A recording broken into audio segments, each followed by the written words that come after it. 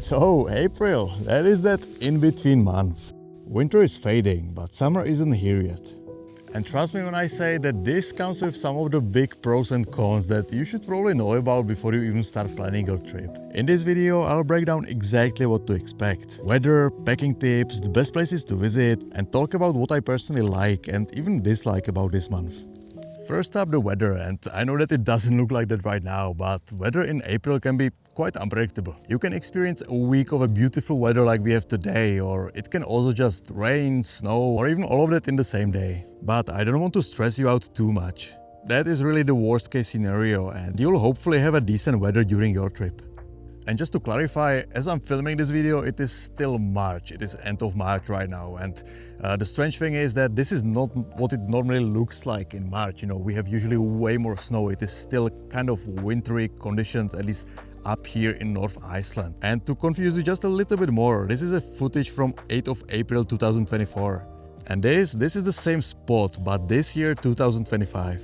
Temperatures are usually between -2 and +7 degrees. So it is still chilly, but a little bit warmer than in the middle of the winter.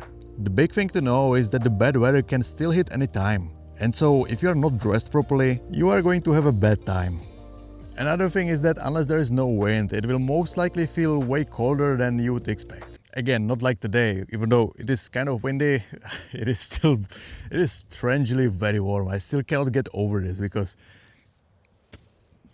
I've never experienced standing only in the t-shirt at this time of the year outside and filming like it's full on summer. I don't know what's going on.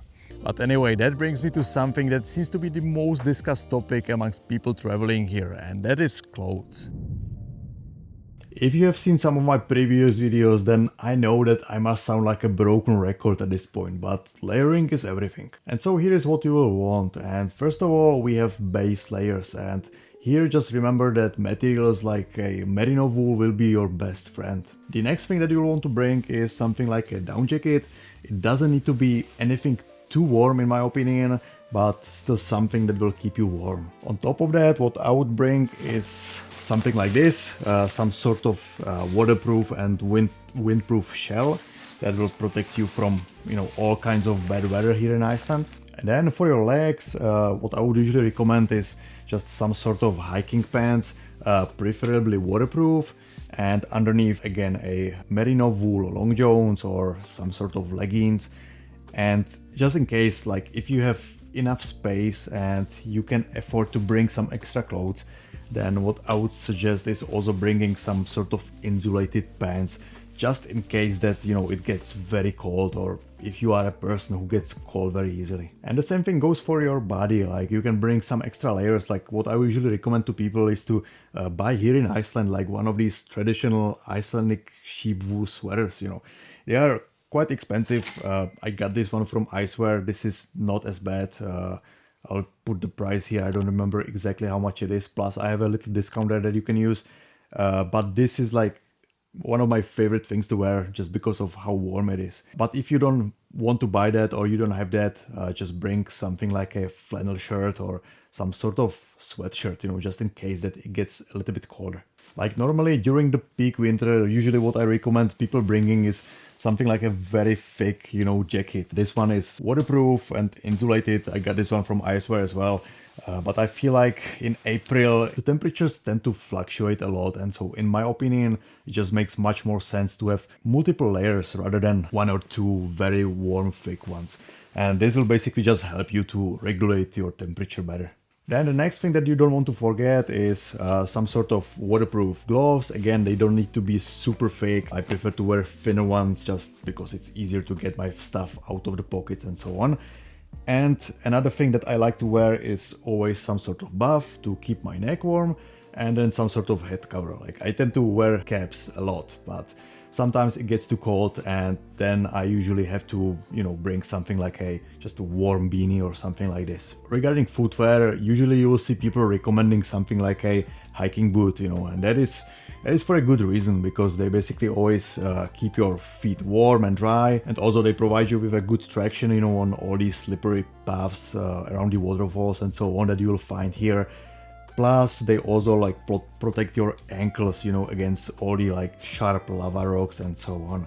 Another thing that you can consider wearing is just some sort of, simple Wellington boots, and maybe this is a different story for me because I have a comfort of having all my stuff here. But I mean, if you don't mind looking like a farmer, this is a shoe that will always keep your feet dry, and if you don't plan on doing a lot of hiking, this is something that I can definitely recommend for Iceland. But basically, if I were to just boil it down to basics, then just remember, you will want to have a shoe that will keep your feet warm and dry, so it's simple as that. Now I have some good news and bad news for you. April also means longer daylight hours, around 13 to 16 hours, depending on when in the month you visit. And so there is really no reason to rush through your days like you probably would in the middle of the winter. But on the other hand, you also won't get this midnight sun experience like you would in the summer. At the beginning of April, sunrise is at 6:45 am and sunset is around 8:30 pm. And by the end of the month, sunrise is at 5 am and sunset is nearly at 10 pm. And so if your goal is to see the northern lights, then you still technically have a shot. Early April is your best bet since it gets dark enough at night. But in the second half of the month, and especially by the end of April, the longer daylight hours make it much harder.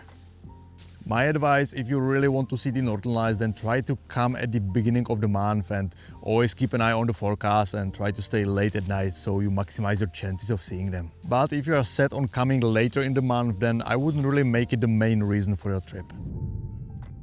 Do you know what is one of the best things about coming to Iceland in April? Fewer crowds. Well, to be exact, it is not as empty as a deep winter, but it is also not as busy as during the summer. And that means a couple of things. Slightly lower prices on hotels and tours, less crowded attractions, easier last-minute bookings. Well, a lot of accommodations, especially in the southern part of the island, might still be booked out, but it is definitely better than in the summer. And so if you actually want that perfect balance between good prices, fewer tourists, and also decent weather, then this might be one of the best months to visit. Well, actually, there is one thing that I don't really like about this month, but that's something that I'll cover later in the video. Alright, let's now talk about driving, because that is a very important topic and something where a lot of people make some of the biggest mistakes. I mean, sure, most of the main roads like the Ring Road and Golden Circle are fine in April. But if you are thinking about renting a car or heading off the beaten path, just know that some roads, especially F-roads in the Highlands, are still closed. A 4x4 isn't always necessary, but if you are thinking about exploring more remote regions like Westfjords or simply driving on a lot of gravel roads and less travel roads, then having a 4x4 is definitely a good idea. I also mentioned something that Jamie, who traveled here, recently pointed out to me, something to watch out for.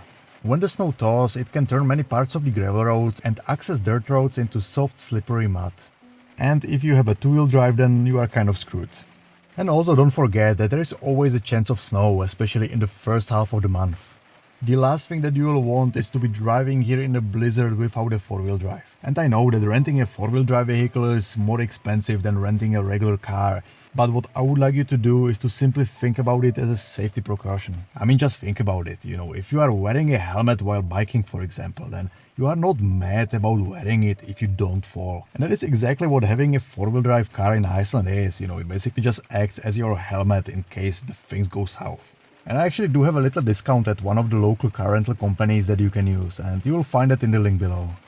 And if the idea of driving in Iceland freaks you out or you don't have a driving license, then public transport won't really help you here outside of Reykjavik. But there are still many tours operating mainly from Reykjavik that cover most of the major sites. Alright, now for the fun part, where to actually go and what to visit. The easiest and the most obvious option is of course spending some time in Reykjavik, doing the Golden Circle and then exploring the south coast. And depending on how much time you have, you can also go as far as Vik or even the Glacier Lagoon. These areas have a lot to offer, but keep in mind that they are also some of the most touristy locations. That said, they are all worth visiting, and there are still hidden places that you will have all to yourself. Then, if you have an extra day or two, you can also do a trip to Snæfellsnes Peninsula, which is often called Iceland in miniature, thanks to the amount of sites packed into this small area. And for those of you with more time on your hands, I definitely recommend driving the whole Ring Road. Also exploring the East Fjords and North Iceland.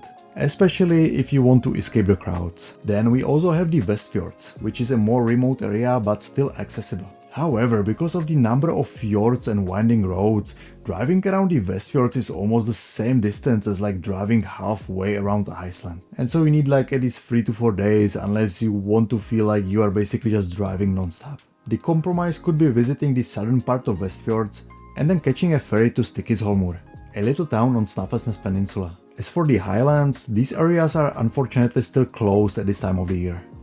And while you're planning your itinerary, don't just stick to the most popular spots. Iceland has so many underrated places that most people completely miss. I actually put together a detailed travel guide and interactive map with all my favorite spots, and that is actually the map that you saw earlier in the video. From the best hot springs and waterfalls to all kinds of gems I've discovered and nobody really talks about. It is super easy to use both on your phone and your desktop, and will allow you to plan your whole trip without spending hours digging through forums and Google Maps. But outside of cool places, also remember, it is always a good idea to throw some guided tours into the mix. And right here are some ideas, so just stop the video, take a screenshot and save it.